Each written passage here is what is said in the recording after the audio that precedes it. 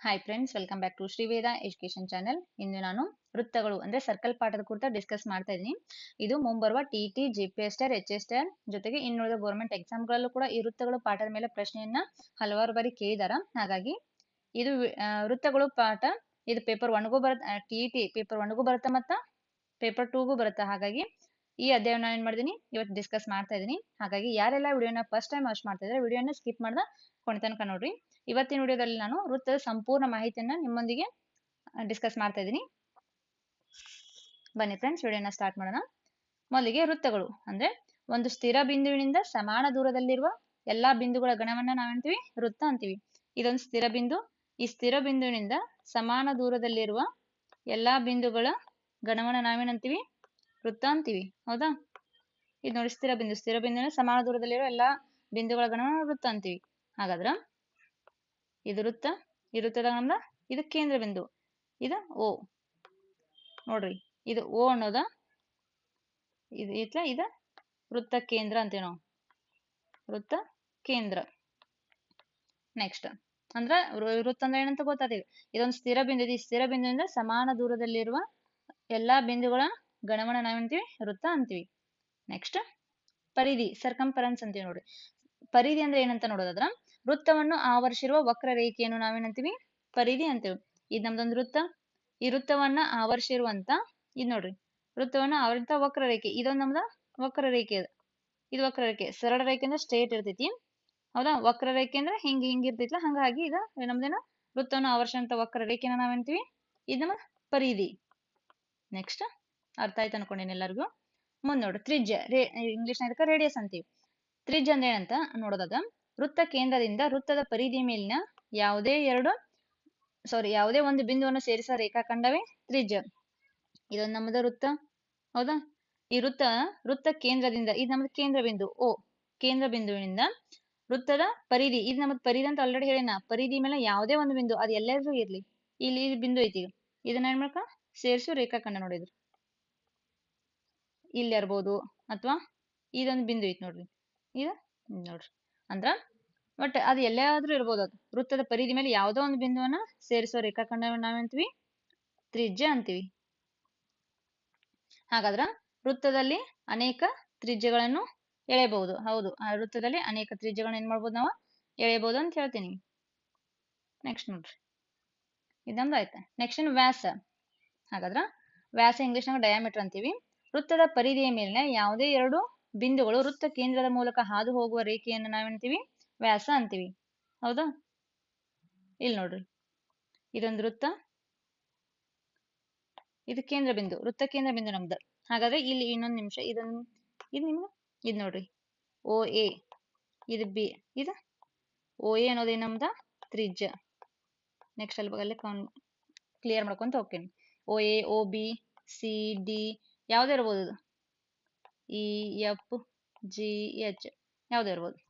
ಹಾಗಾದ್ರ ಈಗ ವ್ಯಾಸ ಅಂದ್ರೆ ಏನಂತ ನೋಡಿದ್ರ ವೃತ್ತದ ಪರಿಧಿಯ ಮೇಲೆ ಯಾವುದೇ ಎರಡು ಬಿಂದುಗಳು ವೃತ್ತ ಕೇಂದ್ರದ ಮೂಲಕ ಹಾದು ಹೋಗುವ ರೇಖೆ ನಾವೇಂತೀವಿ ವ್ಯಾಸ ಅಂತೀವಿ. ಹಾಗಾದ್ರೆ ನಮ್ದು ಕೇಂದ್ರ ಬಿಂದು, ಇಲ್ಲ ವೃತ್ತದ ಮೇಲೆ ಪರಿಧಿ, ಇದೊಂದು ಪರಿಧಿ ಬಿಂದು. ಇದು ವೃತ್ತದ ಮೇಲೆ ಎರಡು ಬಿಂದು ಇದಾವ. ಈ ವೃತ್ತದ ಮೇಲೆ ವೃತ್ತದ ಪರಿಧಿ ಮೇಲೆ ಎರಡು ಬಿಂದುಗಳು ವೃತ್ತ ಕೇಂದ್ರದ ಮೂಲಕ ಹಾದು ಹೋಗ್ಬೇಕು ನಾವು. ಇಂಥ ರೇಖೆಯನ್ನು ನಾವೇಂತೀವಿ ಪರಿಧಿ ಅಂತೀವಿ. ಹೌದಾ? ಇಂಥ ರೇಖೆ ನಾವು ವ್ಯಾಸ ಅಂತೀವಿ. ಇಲ್ಲಿ ನೋಡ್ರಿ, ಎ ಬಿ ಅನ್ನೋದೊಂದು ವ್ಯಾಸ. ಇದು ಎ ಬಿ ವ್ಯಾಸ ಅಂದ್ರ ವೃತ್ತದ ಪರಿಧಿ. ಇಲ್ಲೊಂದು ಈಗ ಇಲ್ಲೊಂದು ಬಿಂದು ಐತಿ, ಇಲ್ಲೊಂದು ಬಿಂದು ಐತಿ. ಹೌದಾ? ಹಾಗಾದ್ರೆ ಈ ಎರಡು ಬಿಂದು ಎದ್ರ ಮೂಲಕ ಹಾದು ಹೋಗ್ಬೇಕು ನಮ್ಗ ವೃತ್ತ ಕೇಂದ್ರದ ಮೂಲಕ ಹಾದು ಬರ್ಬೇಕು ನೋಡ್ರಿ. ವೃತ್ತ ಕೇಂದ್ರದ ಮೂಲಕ ಹಾದು ಹೋಗುವಂತ ವೃತ್ತದ ಪರಿಧಿ ಮೇಲೆ ಯಾವುದೇ ಎರಡು ಬಿಂದುಗಳನ್ನ ಸೇರಿಸುವ ರೇಖಾಖಂಡ ಅಂತೀವಿ ವ್ಯಾಸ ಅಂತೀವಿ. ಹಾಗಾದ್ರ ಇದು ಪಿ ಕ್ಯೂ ಅಂತ ಬರೀತೀನಿ ನಾನು. ಪಿ ಕ್ಯೂ ಎ ಬಿ ಯಾವ್ದಾಗಿರ್ಬೋದು, ಇದು ನಮ್ಮದು ವ್ಯಾಸ. ಹೌದಾ? ನೆಕ್ಸ್ಟ್ ನೋಡ್ರಿ, ಕಾರ್ಡ್ ಅಂದ್ರ ವೃತ್ತದ ಪರಿಧಿಯ ಮೇಲಿನ ಯಾವುದೇ ಎರಡು ಬಿಂದುಗಳನ್ನು ಸೇರಿಸುವ ರೇಖಾಖಂಡವೇ ಇದು ವೃತ್ತ. ನೆಕ್ಸ್ಟ್ ಇದು ಕೇಂದ್ರ ಬಿಂದು. ಹಾಗಾದ್ರ ಇಲ್ಲಿ ನೋಡ್ರಿ, ಇಲ್ಲೊಂದು ಬಿಂದು ಐತಿ, ಈಗ ಇಲ್ಲೊಂದು ಬಿಂದು ಐತಿ ಅಂತ ತಿಳ್ಕೊಳ್ಳೋಣ. ವೃತ್ತದ ಪರಿಧಿ ಮೇಲೆ ವೃತ್ತದ ಪರಿಧಿ ಮೇಲೆ ಯಾವುದೇ ಎರಡು ಬಿಂದುಗಳನ್ನು ಸೇರಿಸುವ ರೇಖಾಖಂಡ ಇವೆರಡು ಬಿಂದುಗಳನ್ನ ಇವಾಗ ಏನ್ ಮಾಡ್ತಿದ್ದೀನಿ ಸೇರಿಸ್ತಾ ಇದ್ದೀನಿ. ಹಾಗಾದ್ರೆ ಇಲ್ಲೇನದ ಇಲ್ಲಿ ನೋಡ್ರಿ ಎಕ್ಸ್ ಎಕ್ಸ್ ವೈ ಅನ್ನೋದೊಂದು ನಮ್ದ ಜ ಇಲ್ಲಿ ಎಕ್ಸ್ ವೈ ಜ ಮತ್ತ ವ್ಯಾಸಕ ವ್ಯತ್ಯಾಸ ಐತಿ. ಜ ಏನ್ ಮಾಡ್ತೈತಿ ಇದ ವೃತ್ತದ ಪರಿಧಿ ಮೇಲೆ ಯಾವುದೇ ಎರಡು ಬಿಂದುಗಳು ಇಲ್ಲಿ ಇರ್ಬೋದು, ಅಕಸ್ಮಾತ್ ಇಲ್ಲೂ ಇರ್ಬೋದು. ಅದು ಇಲ್ಲಿ ನೋಡ್ರಿ ಇಲ್ಲಿ ಇರ್ಬೋದು. ಅಂದ್ರೆ ವೃತ್ತದ ಪರಿಧಿ ಮೇಲೆ ಯಾವುದೇ ಎರಡು ಬಿಂದುಗಳನ್ನ ಸೇರಿಸುವಂತ ರೇಖಾಖಂಡನ ಜ ಅಂತೀವಿ. ಹಾಗಾದ್ರೆ ವ್ಯಾಸ ಅಂದ್ರೇನ ವೃತ್ತದ ಪರಿಧಿಯ ಮೇಲಿನ ಯಾವುದೇ ಎರಡು ಬಿಂದುಗಳು ವೃತ್ತ ಕೇಂದ್ರದ ಇದು ಕೇಂದ್ರ ಬಿಂದು ಐತ್ಲ ಈ ಕೇಂದ್ರದ ಬಿಂದುವಿನ ಮೂಲಕನ ಹಾದು ಹೋಗ್ಬೇಕು. ಇಂಥ ರೇಖೆ ನಾವ್ ಅಂತೀವಿ ವ್ಯಾಸ ಅಂತೀವಿ. ವೃತ್ತದ ಪರಿಧಿಯ ಮೇಲಿನ ಯಾವುದೇ ಎರಡು ಬಿಂದುಗಳನ್ನು ಸೇರಿಸುವ ರೇಖಾಖಂಡನ ಅಂತೀವಿ ಜ ಅಂತೀವಿ. ವೃತ್ತ ಮತ್ತ ಜಾಕ ವ್ಯಾಸ ಮತ್ತು ಜಾಕ ಡಿಫ್ರೆನ್ಸ್ ಐತಿ. ವೃತ್ತದಲ್ಲಿ ನೋಡ್ರಿ ಅತ್ಯಂತ ದೊಡ್ಡ ಜ ಯಾವಾಗ್ಲೂ ವ್ಯಾಸನ ಆಗಿರ್ತೈತಿ. ಓಕೆ, ನೆಕ್ಸ್ಟ್ ನೋಡ್ರಿ ಕಂಸ ಅಂದ್ರೆ ಇದಕ್ಕೆ ಇಂಗ್ಲಿಷ್ನಾಗ ಆರ್ಕ್ ಅಂತೀವಿ. ವೃತ್ತದ ಪರಿಧಿಯ ಒಂದು ಭಾಗವನ್ನ ನಾವ್ ಹೇಳ್ತೀವಿ ಕಂಸ ಅಂತೀವಿ. ಇದೊಂದು ನಮ್ದು ವೃತ್ತ. ಇಲ್ಲಿ ನೋಡ್ರಿ ಇದು ಐತ್ಲ ವೃತ್ತದ ಪರಿಧಿ ಮೇಲೆ ಇದೊಂದು ಭಾಗ ನಮ್ದು. ವೃತ್ತದ ಪರಿಧಿ ಮೇಲಿನ ಒಂದು ಭಾಗ ಇದೊಂದು ಇರ್ಬೋದು, ಇದೊಂದು ವೃತ್ತದ ಪರಿಧಿಯ ಒಂದು ಭಾಗ ನಾವ್ ಹೇಳ್ತೀವಿ ಕಂಸ ಅಂತೀವಿ. ಈ ಕಂಸದ ವಿಸ್ತೀರ್ಣ ಕಂಡುಹಿಡಿಯುವ ಸೂತ್ರ theta equal to 360 into 2πr. 2πr ವೃತ್ತದ ಸುತ್ತಳತೆ. ನೆಕ್ಸ್ಟ್ 360 ಅಂದ್ರೆ ವೃತ್ತದ ಪೂರ್ಣ ಕೋನ ಯಾವಾಗ್ಲೂ ಎಷ್ಟೈತಿ 360ಕ್ಕ ಸಮ ಇರ್ತೈತಿ, 360 ಡಿಗ್ರಿಗೆ ಸಮ ಇರ್ತೈತಿ. ಥೀಟಾ ಅಂದ್ರೆ ಕೋನ, ಅದೇನ ಕೋನ ಕೊಟ್ಟಿರ್ತಲ್ಲ ಅದನ್ನ ಹಾಗಾದ್ರ ಕಂಸದ ಪರಿಧಿ ಕಂಡುಹಿಡಿಯುವಂತ ಸೂತ್ರ ಇದು. ಹೌದಾ? ನೆಕ್ಸ್ಟ್ ಕಂಸದ ಪರಿಧಿ ವಿಸ್ತೀರ್ಣ ಕಂಡುಹಿಡಿಯುವ ಸೂತ್ರ. ನೆಕ್ಸ್ಟ್ ವೃತ್ತಖಂಡ ಅಂದ್ರೆ ಇದು ಇಂಗ್ಲಿಷ್ನಾಗ ಸರ್ಕಲ್ ಸೆಗ್ಮೆಂಟ್ ಅಂತೀವಿ. ಹಾಗಾದ್ರೆ ವೃತ್ತಖಂಡ ಅಂದ್ರೆ ಏನಂತ ನೋಡಿದ್ರ ಜ ಮತ್ತು ಕಂಸಗಳಿಂದ ಆವೃತ್ತವಾದ ಪ್ರದೇಶವೇ ವೃತ್ತಖಂಡ. ಇದು ವೃತ್ತ, ಅಗೇನ್ ಇದು ವೃತ್ತ ಕೇಂದ್ರ. ಹಾಗಾದ್ರೆ ಇವೆರಡು ಬಿಂದು ಅದಾವ, ಈ ಎರಡು ಬಿಂದುಗಳನ್ನ ಸೇರಿಸುವ ರೇಖೆಯನ್ನು ನಾವೇಂತೀವಿ ನೋಡ್ರಿ ವೃತ್ತದ ಪರಿಧಿಯ ಮೇಲೆ ಯಾವುದೇ ಎರಡು ಬಿಂದುಗಳನ್ನ ಸೇರಿಸುವ ರೇಖೆಯನ್ನು ನಾವೇಂತೀವಿ ಜ ಅಂತೀವಿ. ಹೌದಾ? ಇದು ನೋಡ್ರಿ ಯಾವ್ದು ಒಂದ್ ನಿಮಿಷ ಡಿಇ ಅನ್ನೋದೊಂದು ಇಲ್ಲಿ ನಮ್ದ ಜ. ಹೌದಾ? ನೆಕ್ಸ್ಟ್ ಈ ಜ ಮತ್ತ ಇದು ನಮ್ದು ಕಂಸ ಅಂತ ಹೇಳಿದೆ ನಾವು. ಇದು ಕಂಸ, ಇದು ಜ ಆಗ್ತದ. ಹೌದಾ? ನೆಕ್ಸ್ಟ್ ಈ ಜ ಮತ್ತ ಕಂಸದ ನಡುವಿನ ಈ ಪ್ರದೇಶ ಐತ್ಲ, ಇದೇನ್ ಪ್ರದೇಶ ಐತ್ಲ ಇದನ್ನ ನಾವೇನಂತೀವಿ ವೃತ್ತಖಂಡ ಅಂತೀವಿ. ಜ ಮತ್ತು ಕಂಸಗಳಿಂದ ಆವೃತ್ತವಾದ ಪ್ರದೇಶವೇನಂತೀವಿ ಇದಕ್ಕ ವೃತ್ತಖಂಡ ಅಂತೀವಿ. ವೃತ್ತಖಂಡ ಸರ್ಕಲ್ ಸೆಗ್ಮೆಂಟ್. ಹಾಗಾದ್ರ ವೃತ್ತಖಂಡ ಏನಂದ್ರೆ ನಿಮ್ಗೆ ಅರ್ಥ ಆಯ್ತು ಅನ್ಕೊಂಡ್. ಈಗ ನೆಕ್ಸ್ಟ್ ತ್ರಿಜ್ಯಾಂತರ ಖಂಡ ರೇಡಿಯಸ್ ಸೆಗ್ಮೆಂಟ್ ಅಂದ್ರ ಎರಡು ತ್ರಿಜ್ಯ ಮತ್ತು ಕಂಸಗಳಿಂದ ಆವರಿಸಲ್ಪಟ್ಟ ಭಾಗವೇ ತ್ರಿಜ್ಯಾಂತರ ಖಂಡ. ಒಂದು ವೃತ್ತ ಐತಿ, ವೃತ್ತದಾಗ ಇದು ಕೇಂದ್ರ ಬಿಂದು, ಇದು ನಮ್ದು ಕೇಂದ್ರ ಬಿಂದು. ಈ ಕೇಂದ್ರ ಬಿಂದುವಿನಿಂದ ಎರಡು ತ್ರಿಜ್ಯ ಮತ್ತು ಕಂಸ ಇಲ್ಲಿ ನೋಡ್ರಿ, ಇಲ್ಲಿಂದ ಇದೊಂದು ತ್ರಿಜ್ಯ, ಇಲ್ಲಿಂದ ಇದೊಂದು ತ್ರಿಜ್ಯ, ಇದು ನಮ್ದು ವೃತ್ತ ಕೇಂದ್ರ. ಇದೊಂದು ತ್ರಿಜ್ಯ, ಇದೊಂದು ತ್ರಿಜ್ಯ, ಇದು ವೈ ಜೆಡ್. ಹೌದಾ? ಇದು ವೈ ಜೆಡ್. ನೆಕ್ಸ್ಟ್ ನೋಡ್ರಿ ಈ ಎರಡು ತ್ರಿಜ್ಯ, ಇದೊಂದು ತ್ರಿಜ್ಯ, ಇದೊಂದು ತ್ರಿಜ್ಯ. ಹಾಗಾಗಿ ಎರಡು ತ್ರಿಜ್ಯ ಮತ್ತ ಈ ಕಂಸಗಳಿಂದ ಆವರಿಸಲ್ಪಟ್ಟ ಭಾಗವನ್ನು ನಾವೇನಂತೀವಿ ಇದೇನೈತ್ಲ ಈ ಭಾಗ ಏನೈತ್ಲ ಇದು ತ್ರಿಜ್ಯಾಂತರ ಖಂಡ. ತ್ರಿಜ್ಯಾಂತರ ಖಂಡ. ನೆಕ್ಸ್ಟ್ ತ್ರಿಜ್ಯಾಂತರ ಖಂಡದ ವಿಸ್ತೀರ್ಣ ಕಂಡುಹಿಡಿಯುವ ಸೂತ್ರ theta equal to 360 degree into pi r square. ಇದು ವೃತ್ತದ ವಿಸ್ತೀರ್ಣ. ಆಗಲೇ ನಾವು ಇಲ್ಲಿ ಏನ್ ಮಾಡಿದ್ವಿ ಅಂದ್ರ ಕಂಸದ ಪರಿಧಿ ಕಂಡುಹಿಡಿಯುವಂತ ಸೂತ್ರ ಏನ 2πr ಬರ್ದಿತ್ತಲ್ಲಿ, ಅಂದ್ರೆ ವೃತ್ತದ ಸುತ್ತಳತೆ ಅದ. ಇದ ಪೈ ಆರ್ ಸ್ಕ್ವೇರ್ ವೃತ್ತದ ವಿಸ್ತೀರ್ಣ. ತ್ರಿಜ್ಯಾಂತರ ಖಂಡ ಕಂಡು ಹಿಡಿಬೇಕಾದ್ರ ಅಲ್ಲಿ ನಮ್ಗ ಆಂಗಲ್ ಕೊಟ್ಟಿರ್ಬೇಕು, ಮತ್ತ ತ್ರಿಜ್ಯವನ್ನು ಕೊಟ್ರೆ ನಮ್ಗೆ ನಾವೇನ್ ಮಾಡ್ಬೋದು ಅದ್ರ ವಿಸ್ತೀರ್ಣ ಈಜಿಯಾಗಿ ಫೈಂಡ್ ಔಟ್ ಮಾಡ್ಬೋದು. ಹಾಗಾದ್ರೆ ಈಗ ನೋಡ್ರಿ ಇವಾಗ ವೃತ್ತದಲ್ಲಿ ತ್ರಿಜ್ಯ ಮತ್ತು ವ್ಯಾಸದ ನಡುವಿನ ಸಂಬಂಧ. ಹಾಗಾದ್ರ ಇದೊಂದು ವೃತ್ತ ಐತೆ ನಮ್ದಿಲ್ಲಿ. ಈ ವೃತ್ತದಾಗ ತ್ರಿಜ್ಯ ನಾವು ಇಂಗ್ಲಿಷ್ನಾಗ ರೇಡಿಯಸ್ ಅಂತೀವಿ, ಹಾಗಾಗಿ ಆರ್ ಅಕ್ಷರದಿಂದ ಸೂಚಿಸ್ತೀವಿ. ವ್ಯಾಸವನ್ನ ಇಂಗ್ಲಿಷ್ದಾಗ ಡಯಾಮೀಟರ್ ಅಂತ, ಹಾಗಾಗಿ ಡಿ ಅಕ್ಷರದಿಂದ ಸೂಚಿಸ್ತೀವಿ. ಹಾಗಾದ್ರೆ ವೃತ್ತದಲ್ಲಿ ತ್ರಿಜ್ಯ ಮತ್ತು ವ್ಯಾಸದ ನಡುವಿನ ಸಂಬಂಧ ಏನೈತೆ ಅಂತ ನೋಡಿದ್ರ ಇದು ನೋಡ್ರಿ OA ಅನ್ನೋದೊಂದು ತ್ರಿಜ್ಯ. ನೆಕ್ಸ್ಟ್ OA ಅನ್ನೋದೊಂದು ತ್ರಿಜ್ಯ. ಹಾಗಾದ್ರೆ ಒಂದು ವೃತ್ತದಲ್ಲಿ ಡಯಾಮೀಟರ್ ಅಂದ್ರೆ ವ್ಯಾಸ ಆಗ್ಬೇಕಂದ್ರೆ ಎರಡು ತ್ರಿಜ್ಯಗಳು ಕೂಡಿರ್ಬೇಕು. ಎರಡು ತ್ರಿಜ್ಯಗಳು ಕೂಡಿದಾಗ ಏನಾಗ್ತದ ಇಲ್ಲಿ ನೋಡಿ, ಇಲ್ಲಿ ಕೂಡ್ಸಿರಿ. ಈಗ ನೆಕ್ಸ್ಟ್ ನೋಡ್ರಿ ಈಗ ನಮ್ದು ಏನಾಗ್ತದ ಇದು ಎ ಬಿ ಇದು ಎ ಹಾಕಿಲ್ಲ, ಇದು ಬಿ. ಎ ಬಿ ಅನ್ನೋದೊಂದು ವ್ಯಾಸ ಆದ್ರ ನಾವ ಇಲ್ಲಿ ಆರ್ ಅನ್ನೋದೊಂದು ಇದೊಂದು ಆರ ಇದೊಂದು ಆರ ಅಂದ್ರೆ ಎರಡು ತ್ರಿಜ್ಯಗಳು ಕೂಡಿದಾಗ ಒಂದ್ ಏನಾಕತಿ ಒಂದು ವ್ಯಾಸ ರೆಡಿ ಆಕೈತಿ. ಹಾಗಾಗಿ ಡಿ ಈಕ್ವಲ್ ಟು 2r. ನಮಗೆ ಈಗ ಆರ್ ಕಂಡುಹಿಡಿಬೇಕಾಯ್ತಂದ್ರ ಡಿ ಡಿವೈಡೆಡ್ ಬೈ 2 ಅಂದ್ರ ಈಗ ಆರ್ ಬೇಕಾಯ್ತಂದ್ರ ವ್ಯಾಸವನ್ನ ಏನ್ ಮಾಡ್ಬೇಕು ಅರ್ಧಿಸ್ಬೇಕು. ವ್ಯಾಸವನ್ನ ಅರ್ಧ ಮಾಡಿದಾಗ ನಮ್ಗ ತ್ರಿಜ್ಯ ಸಿಗ್ತೈತಿ. ಅಕಸ್ಮಾತ್ ನಮ್ಗ ಡಯಾಮೀಟರ್ ಬೇಕಾಯ್ತಂದ್ರ 2 ಅಂದ್ರ 2 ಇಂಟು ಆರ್ ತ್ರಿಜ್ಯದ 2ರಷ್ಟೇ ಅಂತ ಇರ್ತೈತಿ ಅಂತ ಹೇಳ್ಬೋದು. ಹಾಗಾದ್ರ ವ್ಯಾಸ ಮತ್ತ ತ್ರಿಜ್ಯದ ಅನುಪಾತ ನೋಡ್ರ ವ್ಯಾಸ 1 ಇದ್ರ ತ್ರಿಜ್ಯ ಅದ್ರ 2 ಪಟ್ಟು. ಹೌದಾ? ಅಂದ್ರೆ ತ್ರಿಜ್ಯ ನೋಡ್ರಿ ತ್ರಿಜ್ಯ 2 ಇದ್ದಾಗ ಇದೊಂದ್ ಆರ ಅಂತ ಹೇಳಿದ್ನಿ ಇವಾಗ. ಇದೆರಡು ಆರ್ಗಳು ಕೂಡಿದಾಗ ಏನಾಕತಿ ಒಂದು ಡಯಾಮೀಟರ್ ಫಾರ್ಮೇಶನ್ ಆಕೈತಿ ನಮ್ಗೆ. ಹಾಗಾದ್ರೆ ವೃತ್ತದಲ್ಲಿ ತ್ರಿಜ್ಯ ಮತ್ತು ವ್ಯಾಸ ನಡುವಿನ ಸಂಬಂಧ ಹೀಗೆ ಬರಿಬೋದ ಡಿ ಈಕ್ವಲ್ ಟು 2r ಅಥವಾ r equal to d by 2. ಇದ ಎಕ್ಸಾಮ್ದಾಗ ಕೇಳಿದಾರ ನೋಡ್ರಿ, ಮೋಸ್ಟ್ಲಿ 2019 ನೋಡ್ರಿ. ವ್ಯಾಸ ಮತ್ತು ತ್ರಿಜ್ಯ ನಡುವಿನ ಅನುಪಾತದಾಗ ಕೇಳಿದಾರ, ಅದ್ರ ಸಂಬಂಧ ಕೇಳಿದಾರ. ಹೀಗೆ ಬರ್ತೈತಿ ವ್ಯಾಸ 1 ಆದ್ರ ತ್ರಿಜ್ಯ 2 ಆಗಿರ್ತೈತಿ. ಅರ್ಥ ಆಯ್ತು ಅನ್ಕೊಂಡೇನೆ. ನೆಕ್ಸ್ಟ್ ನೋಡ್ರಿ, ವೃತ್ತದಲ್ಲಿ ವ್ಯಾಸವು ವೃತ್ತವನ್ನು ಅರ್ಧಿಸುತ್ತದೆ ಎಂದು ಹೇಳಿದವರು ಗ್ರೀಕ್ ದೇಶದ ಗಣಿತಜ್ಞರಾದ ಥೇಲ್ಸ್ ನೋಡ್ರಿ. ವೃತ್ತದಲ್ಲಿ ವ್ಯಾಸ ಏನ್ ಮಾಡ್ತೈತಿ ಇದು ನೋಡ್ರಿ, ಇದು ಒಂದು ವೃತ್ತ. ಈ ವೃತ್ತದಾಗ ವ್ಯಾಸ ಏನ್ ಮಾಡತೈತಿ ವೃತ್ತವನ್ನ 2 ಭಾಗ ಮಾಡ್ತೈತಿ. ಇದೊಂದ್ ಭಾಗ ಇದೊಂದ್ ಭಾಗ 2 ಭಾಗ ಮಾಡ್ತೈತಿ ಅಂತ ಯಾರು ಹೇಳಿದಾರ ಅಂತ ನೋಡಿದ್ರ ಥೇಲ್ಸ್ ಗ್ರೀಕ್ ದೇಶದ ಗಣಿತಜ್ಞ ಹೇಳಿದಾರ ನೋಡ್ರಿ. ನೆಕ್ಸ್ಟ್, ವೃತ್ತದಲ್ಲಿ ವ್ಯಾಸ ಮತ್ತು ಪರಿಧಿಯ ನಡುವಿನ ಸಂಬಂಧ ತಿಳಿಸಿದವರು ಆರ್ಕಿಮಿಡಿಯಸ್. ವೃತ್ತದಾಗ ವ್ಯಾಸ ಮತ್ತು ಪರಿಧಿ ಇದೊಂದು ವೃತ್ತ ನಮ್ದ, ಇದು ವೃತ್ತ. ಈ ವೃತ್ತದಾಗ ಇದು ವ್ಯಾಸ ಮತ್ತ ವ್ಯಾಸ ಇದು ಹೌದಾ. ಎ ಬಿ ಅನ್ನೋದೊಂದ ವ್ಯಾಸ, ಈ ಎ ಬಿ ಅನ್ನೋದೊಂದು ವ್ಯಾಸ ಐತಿ. ವ್ಯಾಸ ಮತ್ತ ಪರಿಧಿ ಇದು ನಮ್ದು ಪರಿಧಿ. ಇದರ ಸಂಬಂಧ ತಿಳಿಸಾರ ಯಾರಂದ್ರ ಆರ್ಕಿಮಿಡಿಯಸ್ ಅಂತ ಹೇಳ್ಬೋದು. ಹೌದಾ, ಆರ್ಕಿಮಿಡಿಯಸ್. ನೆಕ್ಸ್ಟ್ ಹಾಗಾದ್ರೆ ಇತರ ಸಂಬಂಧ ಏನೈತಿ ಅಂತ ನೋಡೋದಾದ್ರ ವ್ಯಾಸ 1 ಪಟ್ಟಿದ್ರ ಅಥವಾ 3 ಪಟ್ಟ ಪರಿಧಿ ಇರ್ತೈತಿ ನೋಡ್ರಿ. ಯಾವಾಗ್ಲೂ ವ್ಯಾಸ 1 ಪಟ್ಟಿದ್ರ ಅದ್ರ 3 ಪಟ್ಟ ಪರಿಧಿ. ಇದು ಕೂಡ ಎಕ್ಸಾಮ್ದಾಗ ಆಗೈತಿ ಈಗಾಗ್ಲೇ, ಇಂಪಾರ್ಟೆಂಟ್. ನೆಕ್ಸ್ಟ್ ನೋಡಿ, ಇದನ್ನ ಕೂಡ ಕೇಳಿದಾರ. ಮುಂದ್ ನೋಡ್ರಿ, ಭಾರತೀಯ ಗಣಿತಶಾಸ್ತ್ರದ ಆರ್ಯಭಟ್ಟ ವ್ಯಾಸ ಮತ್ತು ಪರಿಧಿಯ ಅನುಪಾತ ಕುರಿತು ಇನ್ನಷ್ಟು ಏನ್ ಮಾಡ್ತಾರ ಅಧ್ಯಯನ ಮಾಡಿ ವ್ಯಾಸದ 3 ಪಟ್ಟಕ್ಕಿಂತ ಸ್ವಲ್ಪ ಜಾಸ್ತಿ ಇದೆ ಅಂತ ಹೇಳ್ತಾರ. ಹಾಗಾಗಿ ಅದ್ರ 3.142 ಅಂದ್ರೆ ಈ ಆರ್ಕಿಮಿಡಿಯಸ್ ಏನ್ ಹೇಳ್ತಾನಂದ್ರ ವೃತ್ತದಲ್ಲಿ ವ್ಯಾಸ ಮತ್ತು ಪರಿಧಿಯ ನಡುವಿನ ಸಂಬಂಧ ಏನೈತಿ ಅಂದ್ರ ವ್ಯಾಸ 1 ಪಟ್ಟಿದ್ರ ವ್ಯಾಸ 1 ಪಟ್ಟಿದ್ರ ಪರಿಧಿ ಎಕ್ಸಾಕ್ಟ್ 3 ಪಟ್ಟೈತಿ ಅಂತ ಆರ್ಕಿಮಿಡಿಯಸ್ ಹೇಳ್ತಾನ. ಆದ್ರೆ ಇದನ್ನ ಏನ್ ಮಾಡಂಗಿಲ್ಲ ಭಾರತೀಯ ಗಣಿತಜ್ಞ ಆರ್ಯಭಟ್ಟ ಏನ್ ಮಾಡ್ತಾನಂದ್ರ ವ್ಯಾಸ ಮತ್ತು ಪರಿಧಿಯ ನಡುವಿನ ಅನುಪಾತ ಏನೈತಿ ಅದ್ರ ಬಗ್ಗೆ ಇನ್ನಷ್ಟು ಡಿಸ್ಕಷನ್ ಆದ ಇನ್ನಷ್ಟು ಡೀಪ್ ಅಧ್ಯಯನ ಮಾಡ್ಬಿಟ್ಟ ವ್ಯಾಸ ವ್ಯಾಸ ಪರಿಧಿಯ 3 ಪಟ್ಟಕ್ಕಿಂತ ಸ್ವಲ್ಪ ಜಾಸ್ತಿ ಐತೆ ಅಂತ ಹೇಳ್ತಾರ. ಹಾಗಾಗಿ ಅದು ಎಷ್ಟೈತೆ ಅಂತ ಅನ್ನೋದ 3.142 ಇದೆ ಅಂತ ಹೇಳ್ತಾರ. ಹಾಗಾದ್ರೆ 3 ಪಟ್ಟು ಅನ್ನೋದು ಏನಿತ್ಲ ಅದು 3 ಪಟ್ಟು ಅನ್ನೋದೈತ್ಲ ಇದನ್ನ ನಾವೇಂತೀವಿ ಪಾಯ್ ಅಂತೀವಿ. ಪಾಯ್ ಅಂದ್ರೆ ಆರ್ಕಿಮಿಡಿಯಸ್ ಕರಿತಾನೆ ಇದನ್ನ. ಹಾಗಾಗಿ ಪಾಯದ ಬೆಲೆ 3.142. ಇದು ಪಾಯದ ಬೆಲೆ ಹೆಂಗ್ ಬತ್ತಂತ ನೋಡೋದಾದ್ರ ವ್ಯಾಸ ಮತ್ತು ಪರಿಧಿಯ ನಡುವಿನ ಅಂತರ ಸಂಬಂಧ ತಿಳಿಸ್ಕೊಟ್ಟಾರ.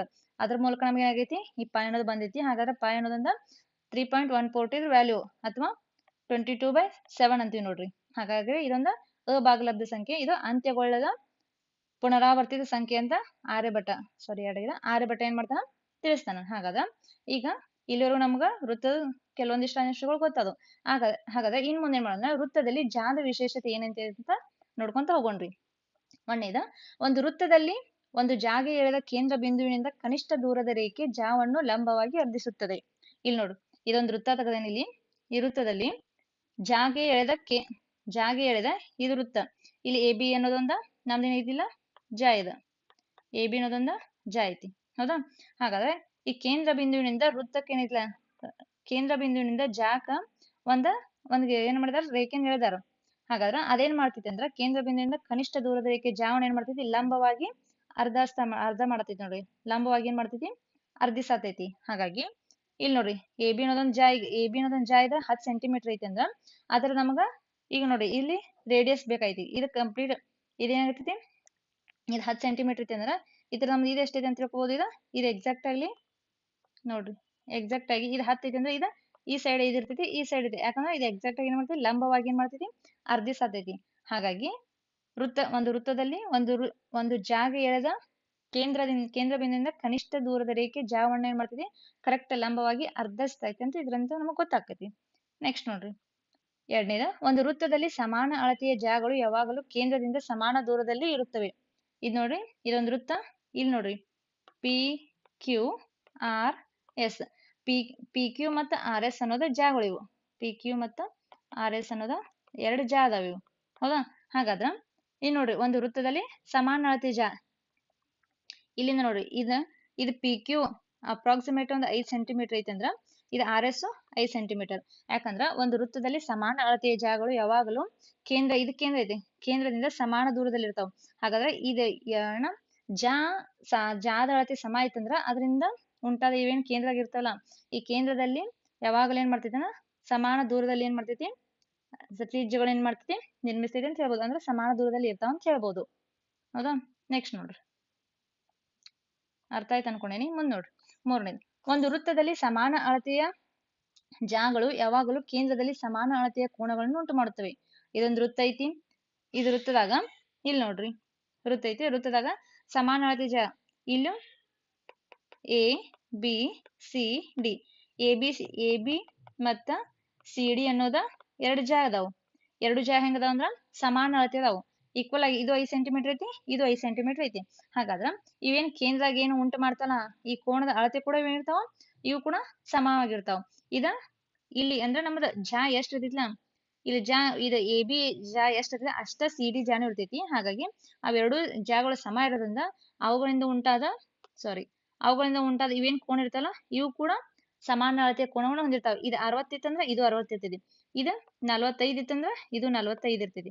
ಅದೆಷ್ಟೇ ಇರ್ಬೋದು. ಅಂದ್ರೆ ಇದು ಹೆಂಗ ಅಂದ್ರ ಜಾಗಗಳು ಸಮವಾಗಿದ್ವು ಅಂದ್ರ ಅದರಿಂದ ಉಂಟಾದ ಕೋನಗಳು ಕೂಡ ಅವೆರಡಕ್ಕೂ ಏನಾಗಿರ್ತಾವ ಸಮಾನ ಇರ್ತಾವ. ಇದು 55 ಐತಿ ಅಂದ್ರ ಇದು 55 ಇರ್ತೈತಿ.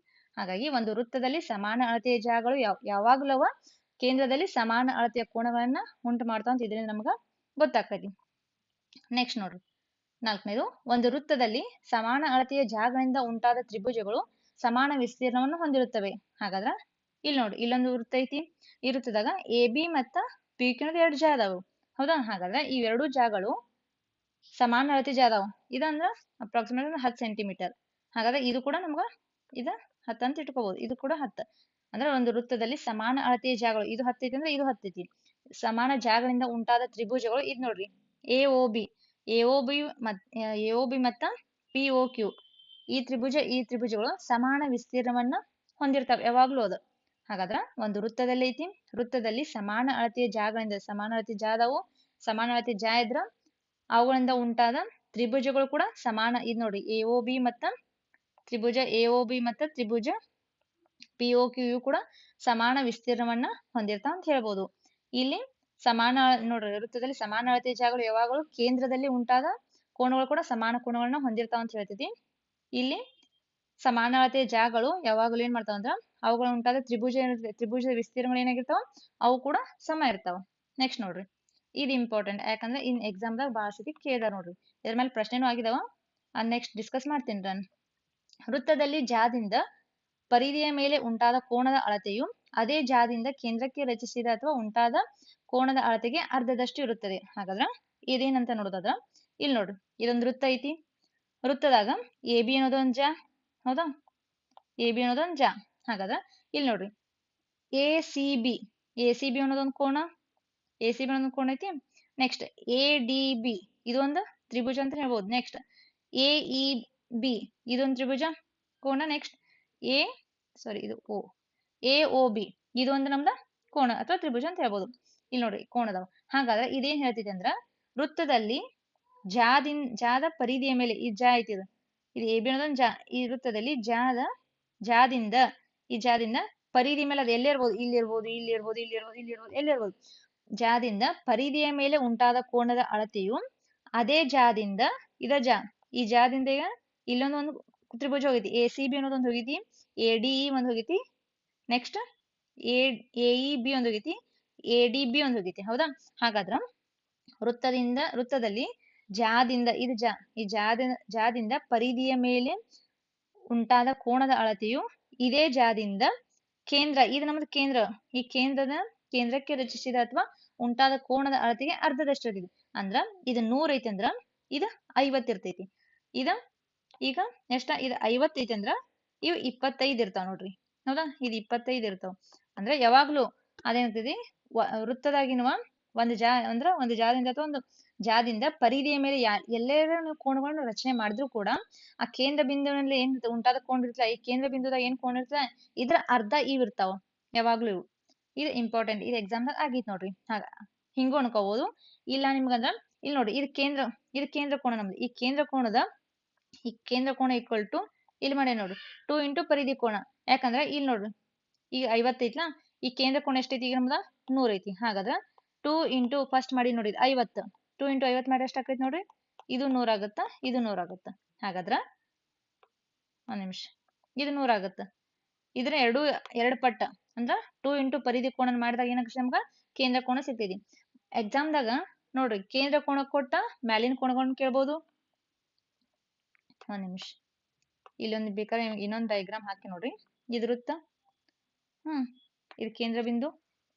ನೆಕ್ಸ್ಟ್ ನೋಡ್ರಿ ಇದೊಂದು ನಮ್ಜ, ಇಲ್ಲಿಂದ ಒಂದು ಕೋಣವನ್ನು ರಚನೆ ಮಾಡ್ತೇನೆ. ನೆಕ್ಸ್ಟ್ ಅದೇ ತರ ಇಲ್ಲಿಂದ ಒಂದು ಕೋಣವನ್ನು ರಚನೆ ಮಾಡ್ತೇನೆ. ಈಗ ಇಲ್ಲಿ ಏನ್ ಮಾಡೋಣ ಅಂದ್ರ ಇದ 40 ಐತಿ, 40 ಡಿಗ್ರಿ ಐತಿ. ಅಲ್ಲಿ ಇನ್ನೇ ತಗೊಂಡಿಲ್ಲ, ಇಲ್ಲಿ ನೋಡಿ ಪಿ ಕ್ಯೂ ಆರ್, ಇದು ಓ ಬಿಂದು. ಹಾಗಾದ್ರೆ ಇದು ಎಷ್ಟಿರ್ತೈತಿ? ಯಾಕಂದ್ರ ನೋಡ್ರಿ ಇದ್ರದ್ದು ಯಾವಾಗ್ಲೂ ಇದ್ರದ್ದು 2 ಪಟ್ಟು ಇದಿರ್ತೈತಿ, ಹಿಂಗಾರೆ ನೆನ್ಪಿಟ್ಕೋರಿ. ಇಲ್ಲ ಇದ್ರದ್ದು ಅರ್ಧ ಇದಿರ್ತೈತಿ. ಹಾಗಾದ್ರ ಇಲ್ಲಿ ನೋಡ್ರಿ ಪಿ ಕ್ಯೂ ಆರ್ ಒಂದು ತ್ರಿಭುಜ, ಒಂದು ಕೋಣ ಐತಿ. ಹಾಗಾದ್ರೆ ಈ ಕೋಣ ಪಿ ಒ ಆರ್ ಎಷ್ಟಿರ್ತೈತಿ ಅಂತ ನೋಡಿದ್ರ, ಕೋನ್ ಪಿ ಒ ಆರ್ ಇದು ನೋಡ್ರಿ ಇದ್ರದ ಅರ್ಧ ಇದಿರ್ತೈತಿ. ಅಂದ್ರೆ ಇದ್ರ 2ರಷ್ಟು ಇರ್ತೈತಿ. ಇದು 40 ಐತಿ ಅಂದ್ರೆ ಇದು 80 ಇರ್ತೈತಿ ನಮ್ದು. ಹಾಗಾದ್ರೆ ಇದು 80 ಇತ್ತಂದ್ರೆ ಇದು 40. ಈಸಿಯಾಗಿ ನೆನ್ಪಿಟ್ಕೋಬಹುದು. ಈ ಕೋಣದಲ್ಲಿ ಕೇಂದ್ರದಿಂದ ಉಂಟಾದ ಕೋಣದ ಅರ್ಧ ಇರ್ತಾವಂತ ನೆನ್ಪಿಟ್ಕೋರಿ. ಇಲ್ಲ ಈ ಅರ್ಧ ಇದೇನ ಪರಿಧಿ ಮೇಲೆ ಕೋಣ ಇರ್ತದೆ, ಇದ್ರ 2ರಷ್ಟು ಇರ್ತೈತಿ ಅಂತ ಕೇಂದ್ರದ ಕೋಣ ಹೀಗೂ ಕೂಡ ನೆನ್ಪಿಟ್ಕೋಬಹುದು. ನೋಡಿ ಯಾವ್ದು ಈಸಿ ಆಗುತ್ತೆ ನೆನ್ಪಿಟ್ಕೋರಿ. ಬಟ್ ಅಕ್ಯುರೇಟ್ ಇದು ಮಾಡ್ಕೋರಿ, ಅರ್ಥ ಮಾಡ್ಕೋರಿ. ಪರಿಧಿಗೆ ಎಳೆದ ಎಲ್ಲಾ ತ್ರಿಭುಜಗಳು ಒಂದೇ ಜಾಗದಿಂದ ನಿರ್ಮಾಣವಾಗಿದ್ದರೆ ಆ ಎಲ್ಲಾ ತ್ರಿಭುಜಗಳು ಸರ್ವಸಮವಾಗಿರ್ತದೆ. ಅಂದ್ರೆ ಇದು ಪರಿಧಿ ಐತಿ, ಇದು ನಮ್ಮದು ಪರಿಧಿ ಐತ್ಲಾ, ಈ ಪರಿಧಿಯ ಮೇಲೆ ಎಳೆದಂತ ಎಲ್ಲಾ ತ್ರಿಭುಜಗಳು ಇದು ನೋಡ್ರಿ, A E B, A D B, A E B, A C B, ಇವೆಲ್ಲ ಒಂದೇ ಜಾಗದಿಂದ ನಿರ್ಮಾಣವಾದಂತ ತ್ರಿಭುಜಗಳು. ಹಾಗಾದ್ರೆ ಆ ಎಲ್ಲಾ ತ್ರಿಭುಜಗಳು ಏನಾಗಿರ್ತಾವ, ಸರ್ವಸಮವಾಗಿರ್ತಾವ ಅಂತ ಹೇಳ್ಬೋದು ನಾವು. ಇದಕ್ಕೆ ಇದು ಸರ್ವಸಮ ಅಂದ್ರೆ ಇದಕ್ಕಿದು, ನೆಕ್ಸ್ಟ್ ಇದಕ್ಕೆ ಇವೆಲ್ಲ ಒಂದಕ್ಕೊಂದು ಏನಿರ್ತಾವ, ಸರ್ವಸಮ ಇರ್ತಾವ. ಸರ್ವಸಮ ಅಂದ್ರ ಅಭಿಮುಖ ಕೋಣಗಳು ಸಮ ಇರ್ತಾವ, ಅಭಿಮುಖ ಬಾಹುಗಳು ಸಮ ಇರ್ತಾವ, ಜೊತೆಗೆ ವಿಸ್ತೀರ್ಣ ಮತ್ತು ಸುತ್ತಳತೆ ಎಲ್ಲಾ ಏನಿರ್ತಾವ ಸರ್ವಸಮ ಅಥವಾ ಸಮ ಇರ್ತಾವ ಅಂತ ಹೇಳ್ಬೋದು. ನೆಕ್ಸ್ಟ್ ನೋಡ್ರಿ, ಇದು ಅರ್ಥ ಆಯ್ತು ಅನ್ಕೊಂಡೇನೆ ಎಲ್ಲರಿಗೂ. ನೆಕ್ಸ್ಟ್ ನೋಡ್ರಿ ಅರ್ಧವೃತ್ತ ಅಂದ್ರ ವ್ಯಾಸವು ವೃತ್ತವನ್ನು 2 ಸಮಭಾಗಗಳಾಗಿ ವಿಭಾಗಿಸುತ್ತದೆ. ವ್ಯಾಸ ಏನ್ ಮಾಡ್ತೈತಿ, ವೃತ್ತ ಐತಿ, ವೃತ್ತವನ್ನು ಏನ್ ಮಾಡ್ತೈತಿ ಅಂದ್ರ ಇದು ವ್ಯಾಸ ಎ ಬಿ,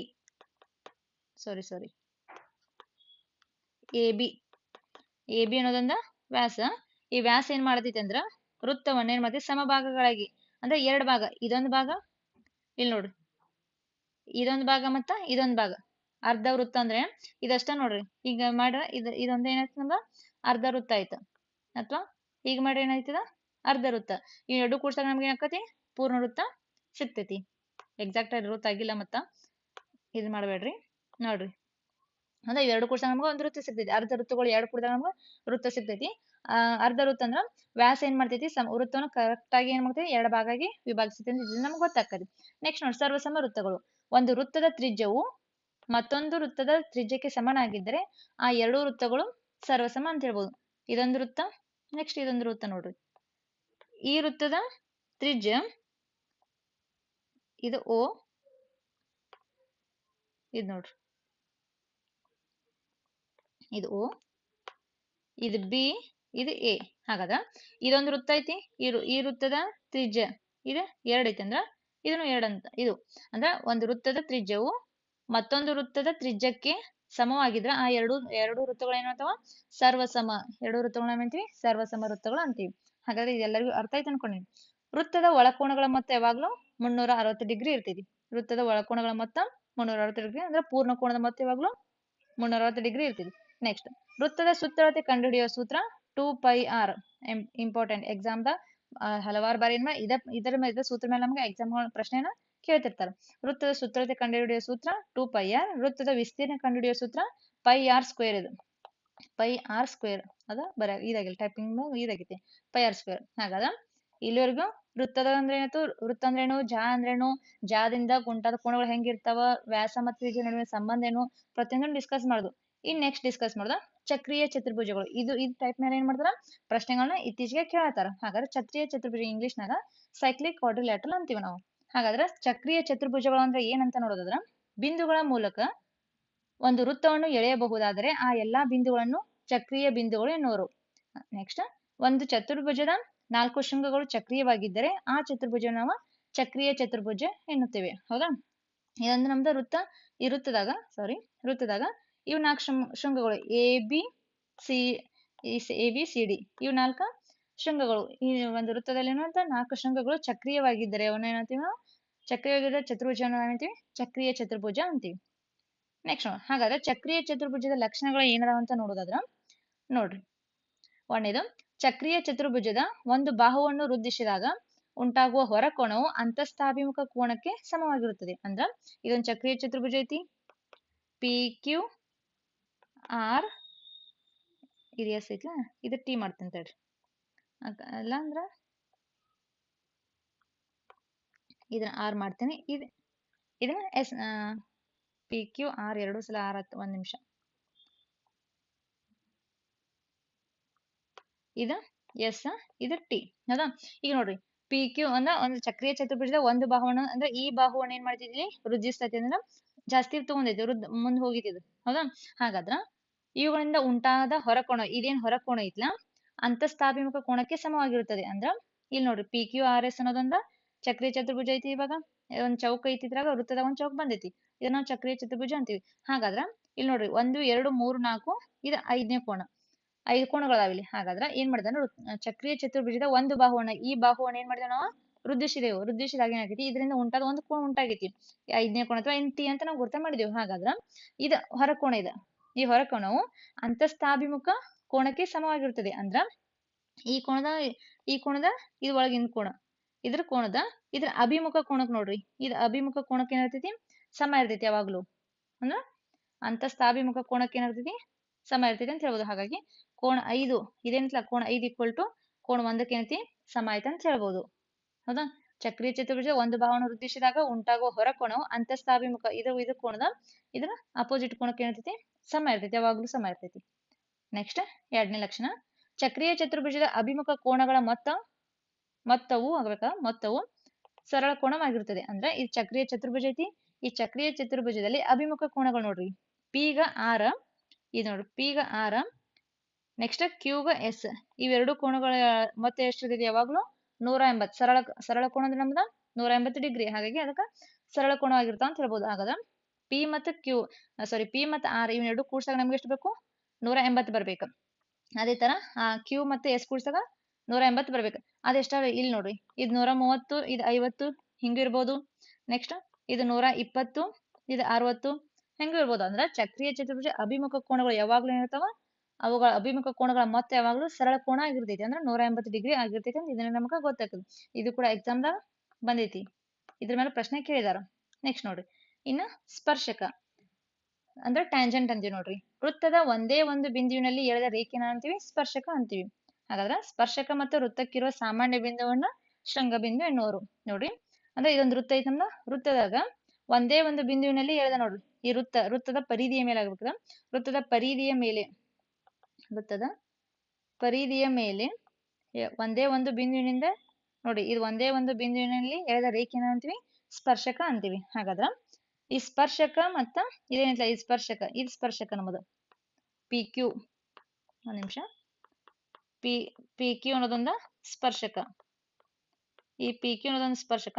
ನೆಕ್ಸ್ಟ್, ಮತ್ತು ವೃತ್ತಕ್ಕಿರುವ ಈ ಸಾಮಾನ್ಯ ಬಿಂದು, ಸ್ಪರ್ಶ ಬಿಂದು ಅಂತ ನೋಡಿ. ಈ ಬಿಂದು ಐತೆ ಸ್ಪರ್ಶ ಬಿಂದು. ಯಾಕಂದ್ರೆ ವೃತ್ತಕ್ಕೆ ಏನಾಗತೈತಿ? ಇದ ವೃತ್ತ ಮತ್ತು ಸ್ಪರ್ಶಕಕ್ಕೆ ಏನಾಗತೈತಿ? ಅದೆರಡು ನಡುವ ಇದೈತಿ, ಸ್ಪರ್ಶ ಬಿಂದು ಐತಿ. ಈ ಬಿಂದು ಇರೋದ್ರಿಂದ ನಾವೈತಿ ಸ್ಪರ್ಶ ಬಿಂದು ಅಂತೀವಿ. ಅಟ್ಯಾಚ್ ಆಗಿದೆ, ವೃತ್ತಕ್ಕೆ ಅಟ್ಯಾಚ್ ಆಗೈತಿ. ಹಾಗಾಗಿ ಸ್ಪರ್ಶಕ ಮತ್ತು ವೃತ್ತಕ್ಕಿರುವ ಸಾಮಾನ್ಯ ಬಿಂದು ನಾವು ಸ್ಪರ್ಶ ಬಿಂದು ಅಂತೀವಿ. ವೃತ್ತದ ಪರಿಧಿಯ ಮೇಲೆ ಒಂದೇ ಒಂದು ಬಿಂದುವಿನಲ್ಲಿ ಎಳೆದ ರೇಖೆ ಅಂತೀವಿ ಸ್ಪರ್ಶಕ ಅಂತೀವಿ. ನೆಕ್ಸ್ಟ್ ನೋಡಿ, ಇದ್ರ ಮೇಲೆ ಪ್ರಮೇಯಗಳು ಬರ್ತಾವ ನೋಡಿ. ಒಂದನೇ ಪ್ರಮೇಯ ಏನ್ ಹೇಳ್ತಿದೆ ಅಂದ್ರ, ವೃತ್ತದ ಮೇಲಿನ ಯಾವುದೇ ಬಿಂದುವಿನಲ್ಲಿ ಎಳೆದ ಸ್ಪರ್ಶಕವು ಸ್ಪರ್ಶ ಬಿಂದುವಿನಲ್ಲಿ ಎಳೆದ ತ್ರಿಜ್ಯಕ್ಕೆ ಲಂಬವಾಗಿರುತ್ತದೆ. ಎ ಬಿ ಅನ್ನೋದೊಂದು ನಮ್ದ ಸ್ಪರ್ಶಕ. ಇಲ್ಲಿ ನೋಡ್ರಿ, ಒ ಪಿ ಇದೊಂದ ತ್ರಿಜ್ಯ ಅಂತ ಹೇಳ್ಬೋದು, ಒ ಪಿ. ಹಾಗಾದ್ರ ವೃತ್ತದ ಮೇಲಿನ ಇಲ್ಲಿ ನೋಡ್ರಿ, ವೃತ್ತದ ಮೇಲಿನ ಯಾವುದೇ ಬಿಂದುವಿನಲ್ಲಿ ಎಳೆದ ಸ್ಪರ್ಶಕವು ಸ್ಪರ್ಶ ಬಿಂದು ಇಲ್ಲೇನ್ ಸ್ಪರ್ಶ ಬಿಂದು ಐತ್ಲಾ, ಈ ಸ್ಪರ್ಶ ಬಿಂದುವಿನಲ್ಲಿ ಏನ್ ಮಾಡ್ತೈತಿ ಸ್ಪರ್ಶ ಬಿಂದುವಿನಲ್ಲಿ ಎಳೆದ ತ್ರಿಜ್ಯಕ್ಕೆ ಇಲ್ಲೇನ್ ತ್ರಿಜ್ಯ ಐತ್ಲಾ ಈ ತ್ರಿಜ್ಯಕ್ಕೆ ಯಾವಾಗ್ಲೂ ಲಂಬವಾಗಿರ್ತೈತಿ ಅಂದ್ರೆ 90 ಡಿಗ್ರಿ ಇರ್ತೈತಿ. ಇದು ಒಂದನೇ ಪ್ರಮೇಯ ಹೇಳ್ತೈತಿ ನಮ್ಮದು. ಏನ್ ಹೇಳ್ತೈತಿ ಅಂದ್ರ ವೃತ್ತದ ಮೇಲಿನ ಯಾವುದೇ ಬಿಂದುವಿನಲ್ಲಿ ಎಳೆದ ಸ್ಪರ್ಶಕವು ಸ್ಪರ್ಶ ಬಿಂದುವಿನಲ್ಲಿ ಎಳೆದ ತ್ರಿಜ್ಯಕ್ಕೆ ಯಾವಾಗಲೂ ಲಂಬವಾಗಿರ್ತೈತಿ. ಎ ಬಿ ಅನ್ನೋದೊಂದು ನಮ್ದು ಇಲ್ಲಿ ಸ್ಪರ್ಶಕ. ಹಾಗಾದ್ರೆ ಇದು ಒ ಪಿ ಐತ್ಲಾ, ಒ ಪಿ ಯಾವಾಗಲೂ ಏನಿರ್ತೈತಿ ಇದ ಒ ಪಿ ಅಂದ್ರೆ ಇಲ್ಲಿ ಯಾವ್ದೋ ಇದಿರ್ಬೋದು ಅದ ಯಾವಾಗಲೂ ಲಂಬ ಅಂದ್ರ 90 ಡಿಗ್ರಿ ಇರ್ತೈತಿ ನೋಡ್ರಿ. 90 ಡಿಗ್ರಿ ಇರ್ತೈತಿ ಅಂತ ಹೇಳ್ಬೋದು. ನೆಕ್ಸ್ಟ್ ವೃತ್ತದ ಮೇಲಿನ ಒಂದು ಬಿಂದುವಿನಿಂದ ವೃತ್ತಕ್ಕೆ ಒಂದು ಸ್ಪರ್ಶಕ ಮಾತ್ರ ಇರ್ಬೋದು. ವೃತ್ತದ ಮೇಲಿನ ಇದು ವೃತ್ತ ಐತಿ, ಈ ವೃತ್ತದ ಮೇಲಿನ ಒಂದು ಬಿಂದು ಇದೇನಿತ್ಲ ಒಂದ ಬಿಂದುವಿನ ಮೂಲಕ ಒಂದು ಬಿಂದುವಿನಿಂದ ವೃತ್ತಕ್ಕೆ ಒಂದ ಒಂದು ಸ್ಪರ್ಶಕವನ್ನು ಮಾತ್ರ ಹೇಳ್ಬೋದು. ಅದು ಇಲ್ಲೇ ಅಕಸ್ಮಾತ್ ಇಲ್ಲಿ ಬೇಡ ನಮ್ಗೆ ಇಲ್ಲಿ ತೆಗಿತಂದ್ರೆ ಇಲ್ಲಿ ತೆಗಿರಿ. ಬಟ್ ಇಲ್ಲಿಂದ ಏನಾಗ ಈ ಬಿಂದು ಇತ್ಲ ಒಂದ ಬಿಂದುವಿನ ಮೂಲಕ ಏನಾಗತಿ ಸ್ಪರ್ಶಕನ ಎಳಿಬಹುದು. ಇಲ್ಲಿ 2-3 ಬಿಂದುಗಳು ಕೂಡಿ ಎಳೆದ್ರೆ ಸ್ಪರ್ಶಕ ಆಗುದಿಲ್ಲ. ವೃತ್ತದ ಮೇಲಿನ ಒಂದು ಬಿಂದುವಿನಿಂದ ವೃತ್ತಕ್ಕೆ ಇದು ಒಂದು ಬಿಂದು ಇತ್ತು, ಈ ವೃತ್ತಕ್ಕೆ ಏನ್ ಮಾಡ್ತೀವಿ ಇದು ಒಂದ ಬಿಂದುವಿನ ಮೂಲಕ ನಾವು ಒಂದು ಸ್ಪರ್ಶಕನ ಮಾತ್ರ ಎಳಿಬಹುದು. ನೆಕ್ಸ್ಟ್ ಎರಡನೇ ಪ್ರಮೇಯ ಏನ್ ಹೇಳ್ತೈತಿ ಅಂತ ನೋಡೋದಾದ್ರ ಬಾಹ್ಯ ಬಿಂದುವಿನಿಂದ ವೃತ್ತಕ್ಕೆ ಎಳೆದ ಸ್ಪರ್ಶಕಗಳ ಉದ್ದ ಸಮ ಕೇಂದ್ರ ಮತ್ತು ಬಾಹ್ಯ ಬಿಂದುವನ್ನು ಸೇರಿಸುವುದರ ಜೊತೆಗೆ ಸಮಾನ ಕೋನಗಳನ್ನು ಉಂಟು ಮಾಡುತ್ತದೆ. ಪ್ರಮೇಯ ಸ್ಪರ್ಶಕಕ್ಕೆ ಸಂಬಂಧ ವೃತ್ತದಲ್ಲಿ ಸ್ಪರ್ಶಕಕ್ಕೆ ಸಂಬಂಧಪಟ್ಟಂತೆ ಎರಡನೇ ಪ್ರಮೇಯ ಏನ್ ಹೇಳ್ತೈತೆ ಅಂತ ನೋಡಿದ್ರ ಬಾಹ್ಯ ಬಿಂದು ಇಲ್ಲಿ ನೋಡ್ರಿ ಒಂದ್ ನಿಮಿಷ ಇದು ಪಿ ಅನ್ನೋದೊಂದು ನಮ್ಮದ ಬಾಹ್ಯ ಬಿಂದು. ಹೌದಾ, ಬಾಹ್ಯ ಬಿಂದು. ಬಾಹ್ಯ ಬಿಂದುವಿನಿಂದ ವೃತ್ತಕ್ಕೆ ಎಳೆದ ಸ್ಪರ್ಶಕಗಳ ಉದ್ದ ಇಲ್ಲಿ ನೋಡ್ರಿ ಪಿ ಎ ಮತ್ತ ಪಿ ಬಿ ಇವೆರಡಿನ ಬಾಹ್ಯ ಬಿಂದುವಿನಿಂದ ವೃತ್ತಕ್ಕೆ ಎಳೆದ ಸ್ಪರ್ಶಕಗಳು ಇವೆರಡು ಇರ್ತಾವ ಸಮ ಇರ್ತವೆ ಯಾವಾಗ್ಲೂ ಸಮ. ನೆಕ್ಸ್ಟ್ ಸಮ ಇರ್ತಾವ. ಜೊತೆಗೆ ಕೇಂದ್ರ ಐತ್ಲ ಇಲ್ಲಿ ಐತಿ ನಮ್ದು ಕೇಂದ್ರ ಮತ್ತು ಬಾಹ್ಯ ಬಿಂದುವಿನಿಂದ ಇದೈತ್ಲ ಕೇಂದ್ರ ಮತ್ತು ಬಾಹ್ಯ ಬಿಂದುವನ್ನು ಸೇರಿಸುವುದರ ಜೊತೆಗೆ ಸಮಾನ ಕೋನಗಳನ್ನು ಉಂಟು ಮಾಡ್ತೈತಿ ಅಂತ ಹೇಳ್ಬೋದು. ಹಾಗಾದ್ರ ಇಲ್ಲಿ ನೋಡಿ ಯಾವಾಗ್ಲೂ ಇದ 90 ಡಿಗ್ರಿ ಇರ್ತೈತಿ ಇಲ್ಲಿ. ಯಾಕಂದ್ರೆ ಇಲ್ಲಿ ಏನಾಗತೈತಿ ಇದೆರಡು ಅದೇ ಬಾಹ್ಯ ಬಿಂದುವಿನಿಂದ ವೃತ್ತಕ್ಕೆ ಎಳೆದ ಸ್ಪರ್ಶಕಗಳ ಉದ್ದ ಏನಾದ್ರು ಸಮಾನ ಅದಾವು ಮತ್ತೆ ಕೇಂದ್ರ ಮತ್ತು ಬಾಹ್ಯ ಬಿಂದುವನ್ನು ಸೇರಿಸುವ ಜೊತೆಗೆ ಸಮಾನ ಕೋನಗಳನ್ನು ಇದೆಷ್ಟು ಇರ್ತೈತಿಲ್ಲ ಅಲ್ಲಿ ಇಷ್ಟ ಅಂದ್ರೆ ಯಾವಾಗಲೂ ಇದು 90 ಡಿಗ್ರಿ ಇರ್ತೈತಿ. ಜೊತೆಗೆ ಇಲ್ಲಿ ಏನಾದ್ರು ಉಂಟಾಗತ್ತ ಈ ಕೋನಗಳು ಈ ಕೋನಕ್ಕೆ ಸಮ, ನೆಕ್ಸ್ಟ್ ಈ ಕೋನಕ್ಕೆ ಸಮ ಇರ್ತೈತಿ. ಹೌದಾ, ಹಾಗಾದ್ರೆ ಇದು ನೋಡು ಕೋನ 3 ಇದ್ದಿದ್ದ ಕೋನ 4ಕ್ಕೆ ಸಮ ಇರ್ತೈತಿ, ಕೋನ 1 ಇದ್ದಿದ್ದ ಕೋನ 2ಕ್ಕೆ ಸಮ ಇರ್ತೈತಿ. ಇಲ್ಲಿ 90 ಡಿಗ್ರಿ ಅಂದ್ರ ಇಲ್ಲಿ ಆಗ್ಲೇ ಹೇಳಿದೆ ನಾನು. ಯಾಕಂದ್ರೆ ಇಲ್ಲಿ ಏನಾಗ್ತದೆ ವೃತ್ತದ ಮೇಲಿನ ಯಾವುದೇ ಬಿಂದುವಿನಲ್ಲಿ ಎಳೆದ ಸ್ಪರ್ಶಕವು ಈ ಸ್ಪರ್ಶ ಬಿಂದು ಐತ್ಲಾ ಈ ಸ್ಪರ್ಶ ಬಿಂದುಗೆ ಏನಾಗತೈತಿ ಸ್ಪರ್ಶ ಬಿಂದುಗೆ ಯಾವಾಗ್ಲೂ ಏನಾಗ್ತೈತಿ ಲಂಬವಾಗಿರ್ತೈತಿ. ಅಂದ್ರೆ ಸ್ಪರ್ಶ ಬಿಂದುವಿನ ತ್ರಿಜ್ಯಕ್ಕೆ ಯಾವಾಗಲೂ ಲಂಬವಾಗಿರ್ತೈತಿ. ಹಾಗಾಗಿ ಇದು 90 ಡಿಗ್ರಿ ಆಯ್ತು. ಹಾಗಾದ್ರೆ ಇಲ್ಲಿ ನೋಡ್ರಿ ವೃತ್ತಕ್ಕೆ ಬಾಹ್ಯ ಬಿಂದುವಿನ ನಿರ್ದಿಷ್ಟವಾಗಿ 2 ಸ್ಪರ್ಶಕಗಳನ್ನು ಎಳೆಯಬಹುದು. ವೃತ್ತಕ್ಕೆ ಯಾವಾಗ್ಲೂ ಬಾಹ್ಯ ಬಿಂದುವಿಂದ ಇದು ಬಾಹ್ಯ ಬಿಂದು ಪಿ ಬಿಂದು ಅಂದ್ರೆ ಬಾಹ್ಯ ಬಿಂದು. ವೃತ್ತಕ್ಕೆ ಬಾಹ್ಯ ಬಿಂದುವಿನಿಂದ ನಿರ್ದಿಷ್ಟವಾಗಿ 2 ಸ್ಪರ್ಶಕ ಇಲ್ಲಿ ಎ ಮತ್ತು ಬಿ ಅನ್ನೋದು 2 ಸ್ಪರ್ಶಕಗಳು ಇವೆರಡು ಎ ಮತ್ತು ಬಿ. ಪಿ ಎ ಮತ್ತು ಪಿ ಬಿ ಸಮಾನ ಅದಾವ ನೋಡ್ರಿ. ಪಿ ಎ ಮತ್ತ ಪಿ ಬಿ 2 ಸ್ಪರ್ಶಕಗಳು ನೋಡ್ರಿ ಸ್ಪರ್ಶಕಗಳು. ಹಾಗಾಗಿ ಅದರಿಂದ ಉಂಟಾದ ಕೋನವು ನೋಡ್ರಿ ಕೋನ 1 ಕೋನ 2ಕ್ಕೆ ಸಮ ಇರ್ತೈತಿ, ಕೋನ 3 ಕೋನ 4ಕ್ಕೆ ಸಮ ಇರ್ತೈತಿ. ಹಾಗಾದ್ರೆ ನೋಡಿದ್ರಲ್ಲ ಸ್ನೇಹಿತರೆ ಇಲ್ಲಿವರೆಗೂ ವೃತ್ತ ಅಂದ್ರೇನು, ತ್ರಿಜ್ಯ ಅಂದ್ರೇನು, ವ್ಯಾಸ ಅಂದ್ರೇನು, ಜ ಅಂದ್ರೇನು, ನೆಕ್ಸ್ಟ್ ಕಂಸ ಅಂದ್ರೇನು, ಪರಿಧಿ ಅಂದ್ರೇನು, ಮತ್ತೆ ವೃತ್ತದ ವಿಸ್ತೀರ್ಣ ಕಂಡುಹಿಡಿಯುವ ಸೂತ್ರ, ವೃತ್ತದ ಸುತ್ತಳತೆ ಕಂಡುಹಿಡಿಯುವ ಸೂತ್ರ, ಜ ಮತ್ತು ಪರಿಧಿಯ ನಡುವಿನ ಸಂಬಂಧ ಹೇಗಿದೆ, ವ್ಯಾಸ ಮತ್ತು ತ್ರಿಜ್ಯದ ನಡುವಿನ ಸಂಬಂಧ, ಜೊತೆಗೆ ಸ್ಪರ್ಶಕ ಅಂದ್ರೇನು, ಚಕ್ರೀಯ ಚತುರ್ಭುಜಗಳು ಅಂದ್ರೇನು, ಚಕ್ರೀಯ ಚತುರ್ಭುಜದ ಲಕ್ಷಣಗಳು ಯಾವ, ಸ್ಪರ್ಶಕದ ಪ್ರಮೇಯಗಳನ್ನು ಕೂಡ ಇಲ್ಲಿವರೆಗೂ ಏನ್ ಮಾಡಿದೆ ಡಿಸ್ಕಸ್ ಮಾಡಿದೀನಿ. ಹಾಗಾಗಿ ಯಾರೆಲ್ಲ ವಿಡಿಯೋನ ಫಸ್ಟ್ ಟೈಮ್ ವಾಚ್ ಮಾಡ್ತಿದ್ರೆ ಈ ವಿಡಿಯೋ ನಿಮಗೆ ಇಷ್ಟ ಅನಿಸಿದ್ರೆ ಸಾಧ್ಯವಾದಷ್ಟು ಲೈಕ್ ಮಾಡಿ, ಶೇರ್ ಮಾಡಿ, ನಿಮ್ಮ ಅನಿಸಿಕೆ ಅಭಿಪ್ರಾಯನ ಕಮೆಂಟ್ ಬಾಕ್ಸ್ ನಲ್ಲಿ ಹಾಕಿ ಅಂತ ಹೇಳ್ತಾ ಇದರ ಮೇಲಿನ ವಿಡಿಯೋ ಪ್ರಶ್ನೆಗಳನ್ನ ಏನ್ ಮಾಡ್ತೀನಿ ನೆಕ್ಸ್ಟ್ ವಿಡಿಯೋದಾಗ ಡಿಸ್ಕಸ್ ಮಾಡ್ತೀನಿ ಅಂತ ಹೇಳ್ತಾ ವಿಡಿಯೋನ ನೋಡೋದಕ್ಕಾಗಿ ಧನ್ಯವಾದಗಳು.